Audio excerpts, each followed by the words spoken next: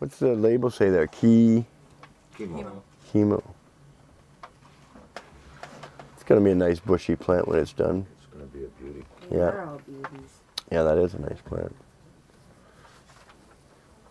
It's nice shots from the ones in the backyard last year. They were 8 feet, 9 feet tall. 3 of them, I bend them all over and branch them down. It's sweet. Can I do an intro for you? Whatever you want, please. Oh, okay, that's where to go? Podcast.com, by all means. Hi there, I'm Marc Emery, publisher of Cannabis Culture Magazine, and we are at Buzzworthy's Cannabis Cafe, and this is a segment called Marco in the Middle, because this is Marco Renda from Treating Yourself magazine, and beside him is Jodie Emery, editor of CC Mag. And we're here at Buzzworthy's Cannabis Cafe, getting buzzed, I will tell you that. I'm really high on this very interesting oil and hashish concoction that I'm sure you have seen before in this bowl, but I hope we will see again in this episode. And we're going to take some questions from a group of friends who are all gathered here, and let's have some fun. Thank you, Marc Charmer Emery. Would you please sum up your current legal position for everybody here in the room?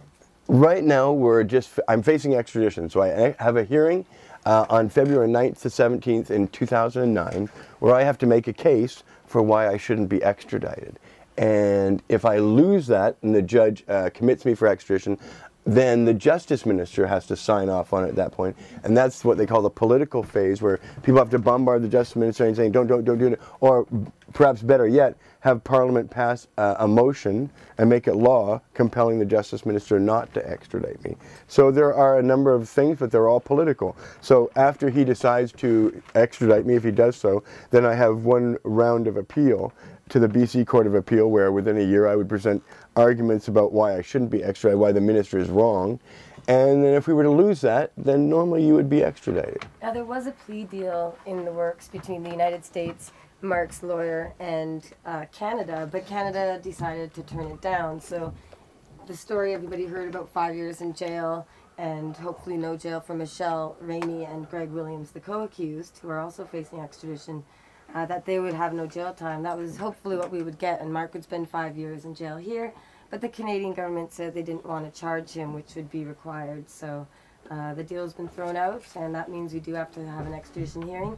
However, there have been changes to the extradition process since the arrests happened in 2005, in July.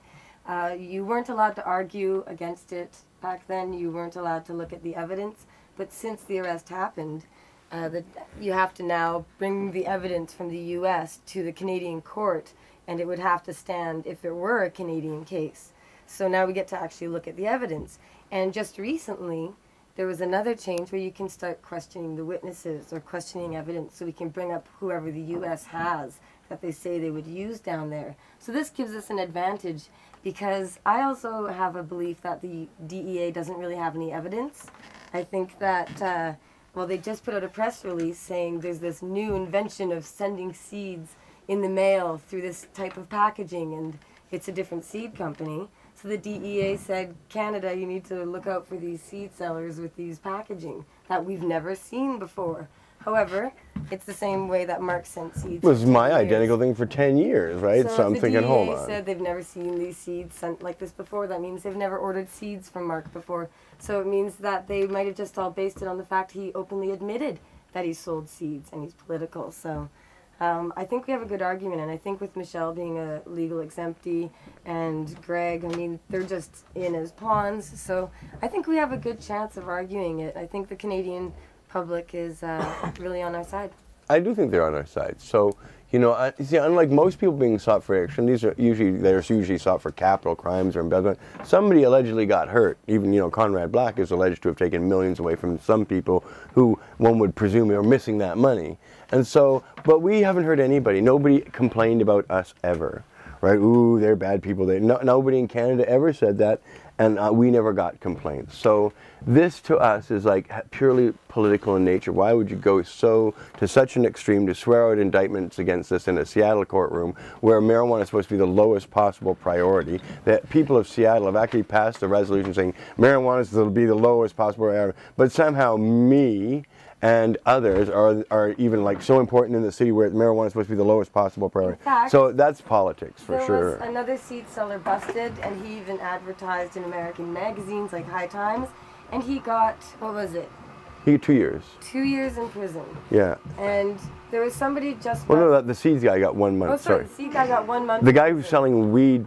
And someone just got busted for sending weed through the mail, a mail order marijuana business. And he. The DEA bought from him 300 times. That's what was staggering. They did 300 buys.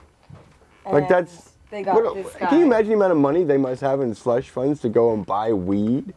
Like, wow, 300, like that's insane. Like, why isn't one enough? Okay, you're buying weed, please stop, okay, or we'll bust you, right? But no, let's buy 350 times. Like, what a life that would be, right? I don't know, it's craziness. So anyway.